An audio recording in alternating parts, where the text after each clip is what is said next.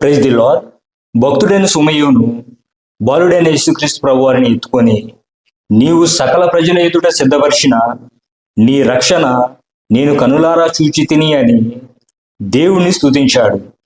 అబ్రహామే తన ఒక్కగానొక్క కుమారుణ్ణి దేవుడు బలిగా ఇవ్వమని అడిగినప్పుడు వినితీయలేదే, మరి దేవుడు తన స్వరూపమందు నిర్మింపబడిన మానవుడు పాప బంధకముల చేత మరణించుచుండగా ఆయన యొక్క ఒక్కగానొక్క కుమారుని బలిగా అర్పించుటకు వినుతీయునా?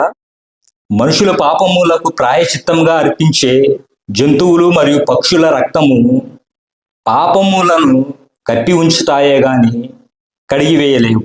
కాబట్టి సర్వమానవాళి పాప పరిహార్థ బలిగా యేసుక్రీస్తు వారిని దేవాది దేవుడు ఈ లోకానికి పంపి ఉన్నాడు. కుమారుడైన క్రీస్తు తండ్రి చిత్త ప్రకారము సర్వమానవాళి పాప పరిహార్థ బలిగా ఈ లోకంలో జన్మించాడు. క్రీస్తు లేకపోతే రక్షణ లేదు, విమోచన లేదు. నశించిపోవచ్చున్న మనలను రక్షించి నిత్య జీవానికి నడిపించుటకై యేసుక్రీస్తు వారు ఈ లోకానికి ఏతించాడు.